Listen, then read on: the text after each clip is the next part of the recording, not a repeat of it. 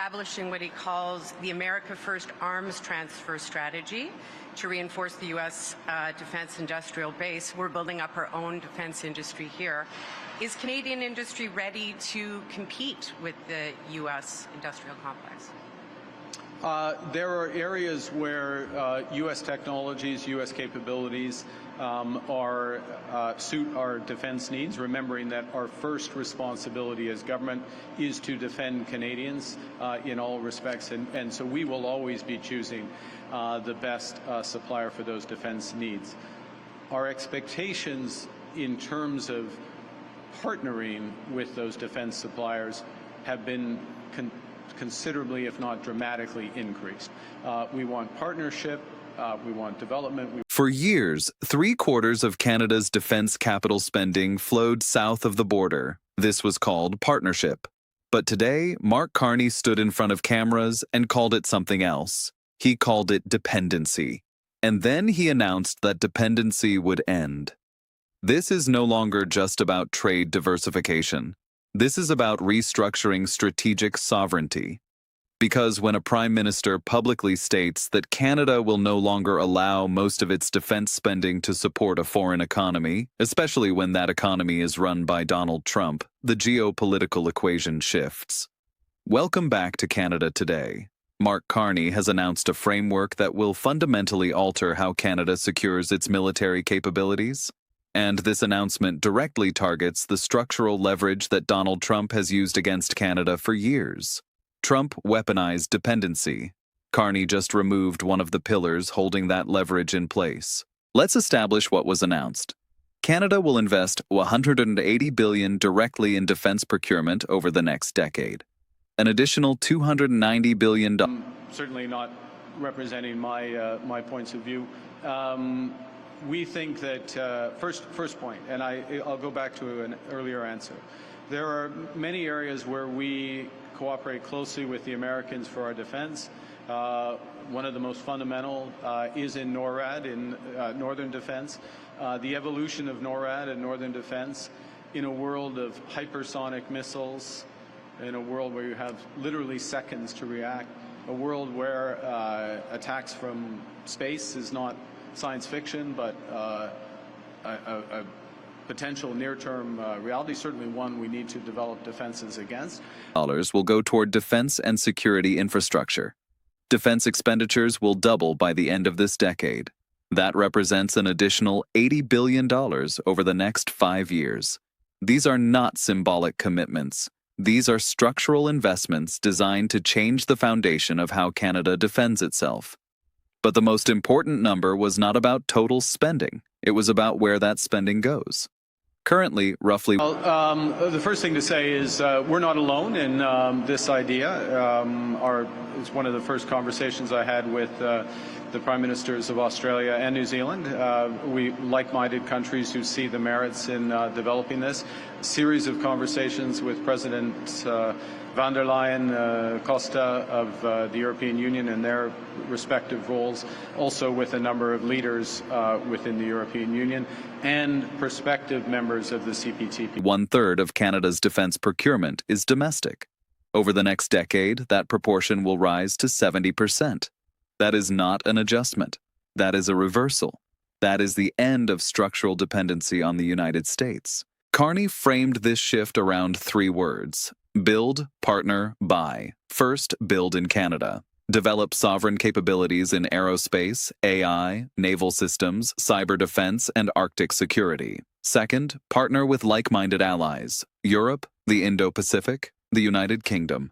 Third, only after exhausting those 2 options, buy abroad. This means Canadian tax dollars will first create Canadian jobs. It means that when Washington applies pressure, Ottawa will have alternatives, and alternatives are leverage. For decades, dependency functioned as control. When most of Canada's defense equipment comes from the United States, Washington holds structural influence over security decisions, diplomatic alignment, and strategic autonomy. Carney acknowledged this directly. He said Canada's partnership with the United States has strengths, but it is a dependency. And then he said that dependency would change. That language redefines the relationship. It moves the conversation from partnership to vulnerability, and once vulnerability is named, it can be addressed. This announcement did not happen in isolation. It happened in response to Donald Trump's America First arms transfer strategy. That policy uses arms sales as leverage and embeds dependency into international relationships. Trump's strategy assumes other countries will continue to rely on American suppliers.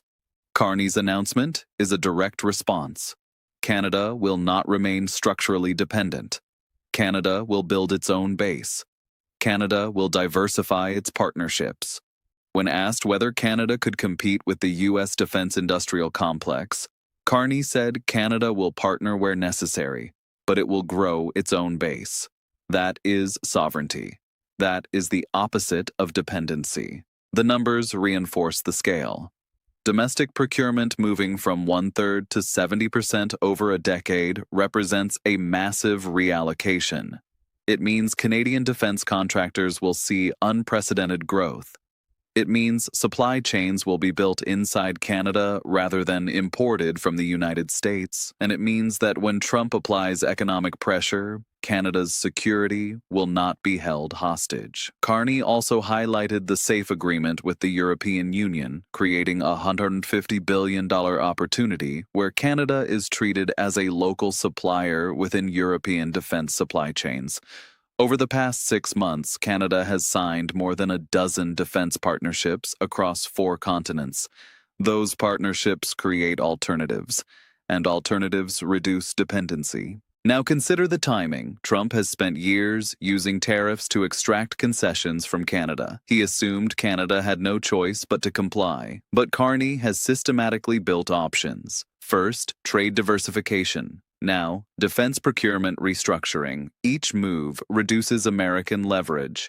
Each move signals that Ottawa will not be intimidated, and when leverage disappears, pressure becomes ineffective. Trump built his approach on dependency. Carney is dismantling it. Republican voices in Washington have already shown discomfort with Trump's approach to Canada. Michigan lawmakers defended the Gordie Howe Bridge despite Trump's threats.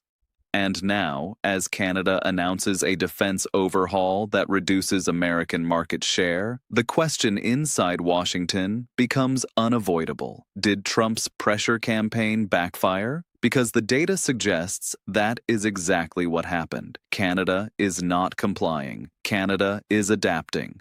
Carney's approach has been consistent. He does not escalate. He does not react emotionally. Instead, he builds structural resilience. He signs agreements. He invests in capacity. He diversifies partnerships. That discipline creates a contrast. Trump appears reactive. Carney appears strategic. Trump threatens. Carney builds. And when alternatives exist, compliance becomes optional. For Trump, this is uniquely damaging. He built his brand on forcing other countries to accept American terms, but Canada is not accepting American terms. Canada is rewriting them. Trump tried to create dependency. Carney is dismantling it. Trump tried to pressure Ottawa. Ottawa responded by reducing its reliance on Washington. That is strategic reversal. What makes this historic is the framing. Carney could have announced increased defense spending without mentioning dependency. But he chose to be explicit. He said Canada's relationship with the United States includes a dependency. He said that dependency would change. He said domestic procurement would more than double. Each of those statements signals autonomy. Each of them reduces American leverage. The economic implications are also significant. $125 billion in additional downstream economic benefits. Jobs, manufacturing, technology development, all inside Canada. Canada is using its own defense budget to strengthen its own economy rather than subsidizing American contractors. This announcement also addresses a vulnerability Trump has repeatedly exploited. When a country depends on another for critical defense systems, that dependency becomes a negotiating tool. But when Canada builds its own defense industrial base, that leverage diminishes. If Washington threatens to restrict defense sales, Canada will increasingly have domestic alternatives. The more resilient Canada becomes, the less effective Trump's pressure tactics become. This is a 10-year plan. It extends beyond any single administration. It creates institutional momentum. It builds infrastructure that cannot be easily reversed. And it signals to allies and adversaries that Canada is committed to strategic autonomy. When a country announces it will no longer allow most of its defense spending to support a foreign economy, that country is declaring independence, not legally, but structurally. And structure determines power. What Trump attempted with pressure, Carney is undoing with investment. Trump assumed Canada's dependence was permanent. Carney is proving it was conditional. Trump believed his leverage was absolute. Carney is demonstrating it was not. Each of those assumptions has now been proven wrong. The question now is not whether this policy will proceed.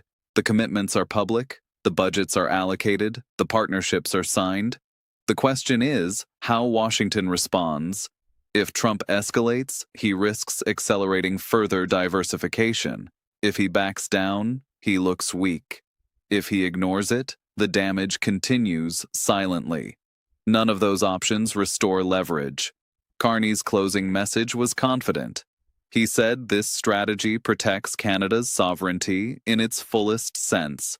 He said it ensures Canada can act independently in a more dangerous world. He said strategic autonomy does not mean isolation. It means being strong enough to be a partner of choice rather than a dependent. Donald Trump tried to use Canada's dependency as leverage. Mark Carney just announced that dependency would end. Trump tried to pressure Ottawa into compliance. Carney responded by building alternatives. Trump assumed American dominance was permanent. Carney is proving it was conditional. This is not rhetoric. This is structural change, and structural change outlasts political pressure. When a country builds its own defense industrial base, diversifies its partnerships, and reduces reliance on any single supplier, that country becomes harder to coerce. And when coercion becomes ineffective, leverage disappears. This was supposed to be about defense procurement. But it became about sovereignty. It became about independence. It became about whether Canada would remain structurally dependent on a country led by Donald Trump. And today, Carney answered that question. The answer was no. Canada will build more at home. Canada will partner more broadly. Canada will depend less on Washington. And when dependency ends, so does leverage.